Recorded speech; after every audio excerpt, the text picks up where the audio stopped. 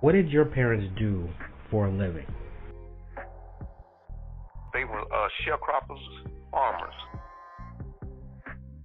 When you look back in history, sharecropping was the first thing that came after slavery. That was how the black people was able to make a living. Work the fields and share the crops with the owner.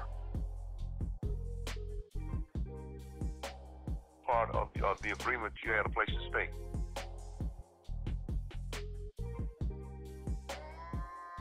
My last 2 years in high school, when I was a junior senior, I was going to a school that was all black at Marktree. It was Carver High School. And then when I started going with the whites, it was Toronto High School. Before we started, it was rumors around coming up to the time we was going to go to school that the whites said they would burn the school down before they would let blacks go to that school. They didn't want us to go. They was actually trying to bluff us.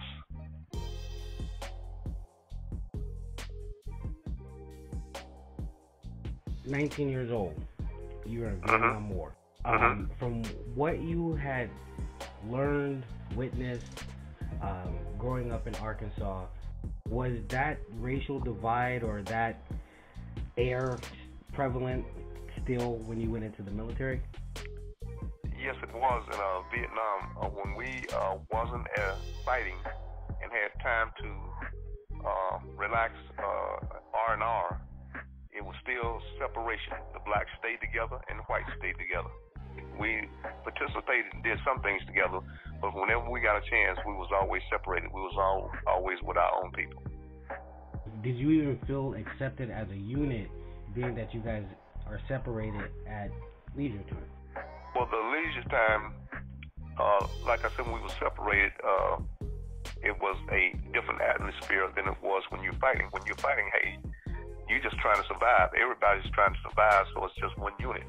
But as soon as you get a chance to relax, got some relaxation time or R&R, hey, we went back with our own people because we listened to different music and talked about different things.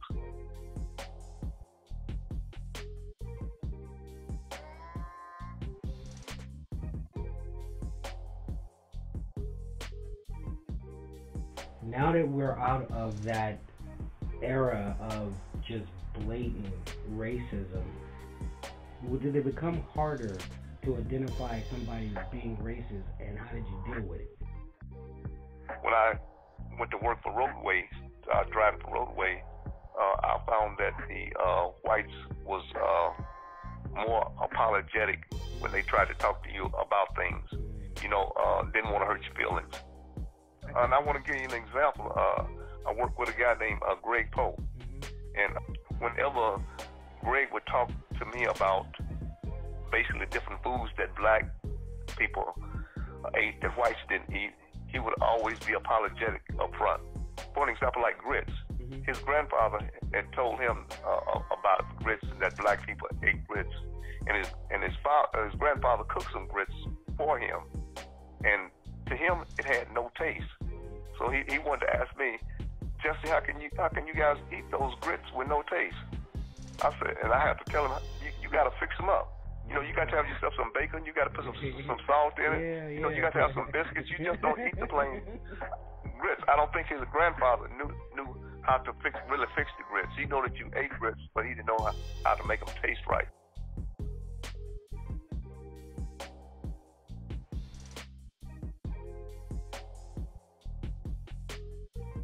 If Trump never got into office, do you think this would still just be an underlining issue that just never got resolved, or it at some point will come to a bubble, come to a head? Because it kind of feels like at some point it's coming to a head where we're at right now.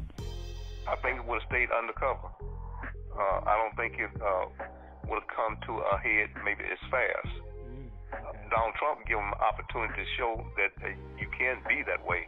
Other than that, they were just undercover, just waiting like a volcano to explode. Trump was the underlining fuel under the bottom that caused them to rise to the top. Gotcha. But it's always been there, and it will continues to be there, I believe. I don't think it will never be resolved.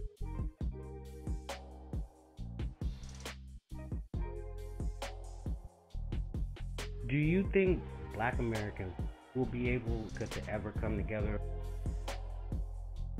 No. If you go back in history, a white man named Jimmy Lynch, he written a book when we had slaves.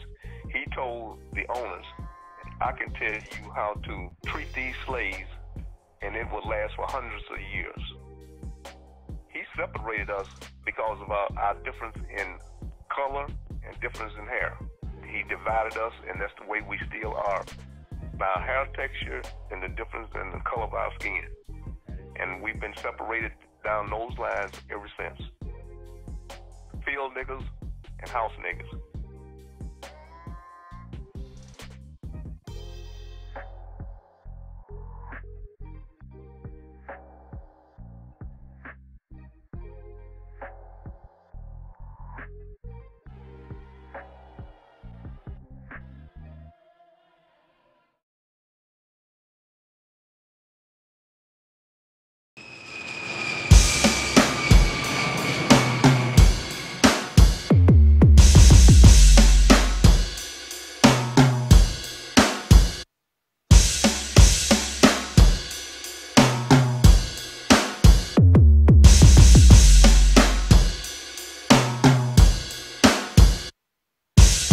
We entertain through inner pain.